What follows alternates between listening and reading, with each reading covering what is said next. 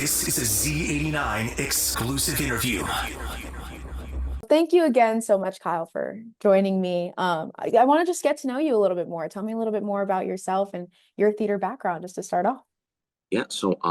I, like many of the actors in Clue Live on Stage, am actually typically a musical theater actor, doing that fairly regularly. But perhaps a little different from some of my fellow actors, I came up through classical music, and I went to school for music, and so I did operas in college before moving towards a career in musical theater. My story is kind of funny. I grew up on Long Island and never thought about singing, but then the classic story of boy has a crush on a girl who did musicals. No. And while that never worked out, the career thing is going all right. Yeah, so talk a little bit more about that shift, like that. What are you able to bring that's a little bit different because you have that classical background? Um, Typically, I find what it brings, the brunt of my career is vocal access. Character voices, full stylistic singing choices. Very, very grateful for all of my teachers. I went to the University of Delaware for undergrad, and I went to James Madison University in Virginia for my graduate degrees. And the training is really such a backbone for anyone who does this. But my heart and soul were always in musical theater, so that's definitely how I find it is very useful, and in ways that I didn't necessarily expect or weren't directly taught. It's useful for vocal access in my spoken lines, and so I can go certain places for the Professor Plum character that I don't necessarily use in real life, but are useful to me as in creating colors for a character. Yeah, totally. And kind of bringing up your character, Professor Plum, for someone who may not necessarily know what Clue is, give us just a brief little overview of what the show is about and then who your character is. Absolutely. So, Clue Live on Stage is an adaptation of the 1985 movie starring Tim Curry.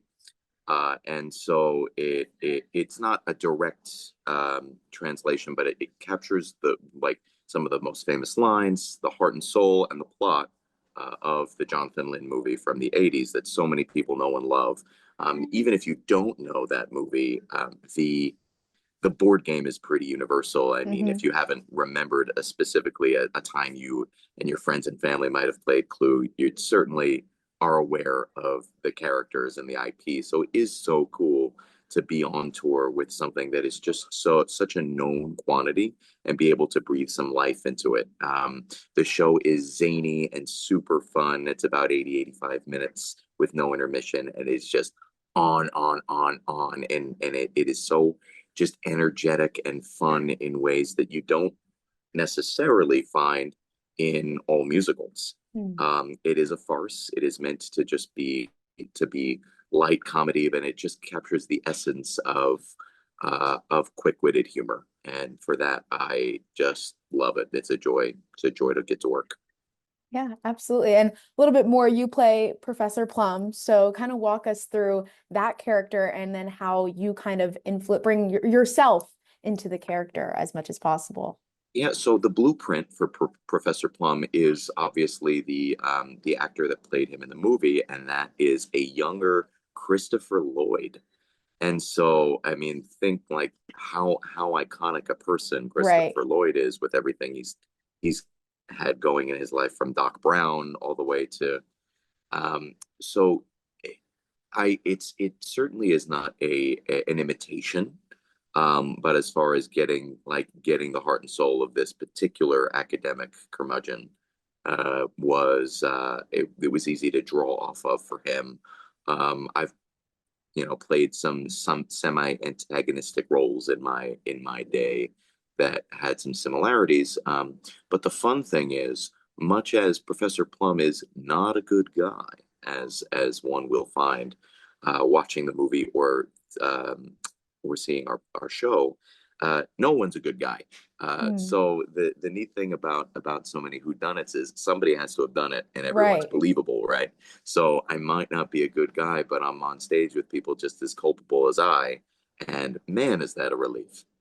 It's nice to not be the good guy, Right. the bad guy, but one of the bad guys. Yeah, especially in a show like Clue where there's so many different endings, right? So it is really dependent on the audience and what they kind of pull, so then you can go off of that. What is that like with such an intense show that can have so many different alternate endings to prepare? Yeah, so what I will say is this, Clue Live on Stage is the same show every night. So if you're thinking, oh, maybe I'll see different endings, if I Mm, come to the Landmark Theater 3 different nights, it actually is going to be the same show every time. okay. Just rest assured. But what it does do is capture exactly the the idea and the heart and soul of the movie in which there were alternate endings. So I'm certainly not at liberty to give more away from that. But rest assured, folks that loved the alternate endings bit in the movie will leave pleased Okay, very cool. with our production. Yeah, that's awesome. And kind of going into that a little bit, what would you say your preparation is like before going to do a show? Because you are with part of the touring cast, so you're performing in different cities. What is that kind of preparation like in comparison to maybe a show where you've just been in the same venue for weeks or a certain period? What I'm finding is the one of the coolest things about this show and other touring shows is its portability, is the designed portability of the show. Like the unit set is broken down and travels with us, and so even though the houses will be slightly different, the dressing rooms will be slightly different, our costumes will be the same. The set that we stand on is the same, even though it is transported to a different place. So the brunt of the preparation has actually already taken place just by us having teched the show in Rochester and Right. gotten up and running and are now we're rolling. So I suppose the biggest thing is just sort of taking in your surroundings and grounding oneself before each show in a new place that is home for the week or home for the day. And I think touring can be really different for different people for that reason. People just sort of having to find their peace and their sense of home. My personal thought is, if I can find a good coffee shop, I'm I'm set. I'm There in you a go. I'm in a good spot. So can't wait to start exploring what Syracuse has to offer there. Yeah, what coffee shop has stood out to you the most so far being on tour? I'm gonna be honest with you. I've actually enjoyed the diner lifestyle, and so Okay.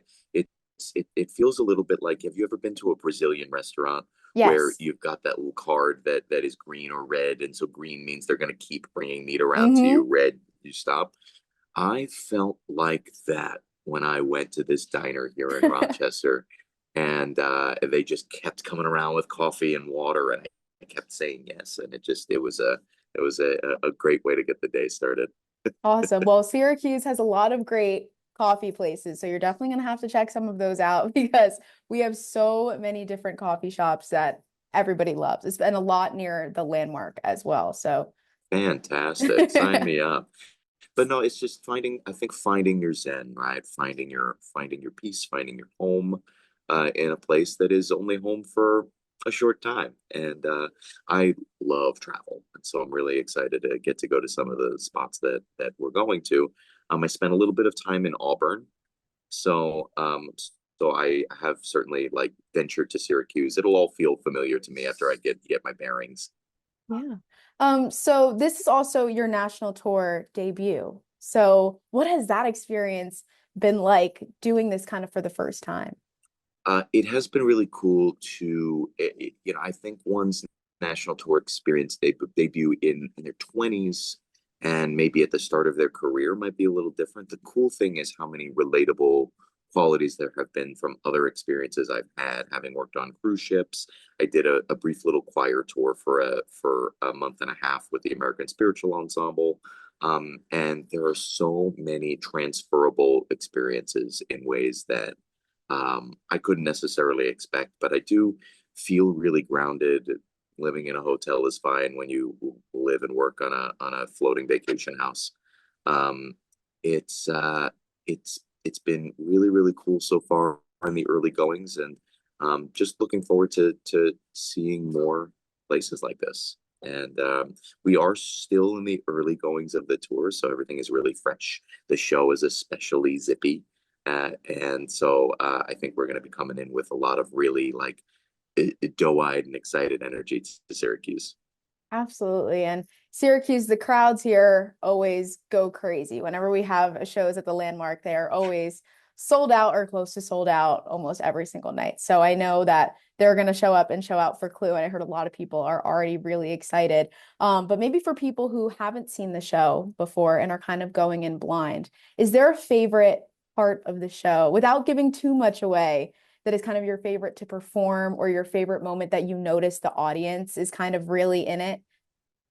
When so to an extent, one of the cool things about Clue is that it's cool, and also one of the bigger challenges of Clue is the stakes are high the whole time because we are dealing with murder, with accusation, with with the possibility of being murdered all the time. So like the stakes are high, shoulders are tense and tight, and it can be a lot when things start to really ramp up and the stakes really get higher at a certain point in the middle of the show, and the lines are just zipping and firing. There's such opportunity for tension and release, and I think once the murders start rolling in, I think is when the show really gets cooking, and it's really exciting. And I think that the audience feels it too when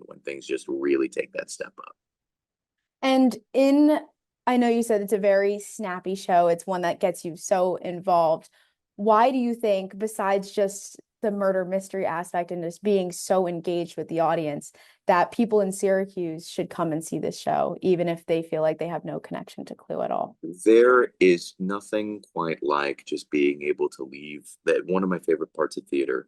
There is nothing quite like being able to leave whatever troubles you've got at the door and being transported somewhere else. Some shows do that by way of referencing some of those troubles and finding ways to shine light and drive connection. I'm not saying our show isn't connection based, but it is sort of like really it is light, it is fun, it's meant to take you out of your troubles and your worries and just let you delve into what's happening on stage and laugh. And just I through this process have belly laughed a little bit each day because the folks that I work with are great and so funny, but the show is just genuinely funny and allows you to just after the 80 some odd minutes from our performance. I think people will leave realizing they did not have to worry about anything. If anything, maybe an attachment to the characters, but really not in their regular lives. It is escapism at its humorous finest.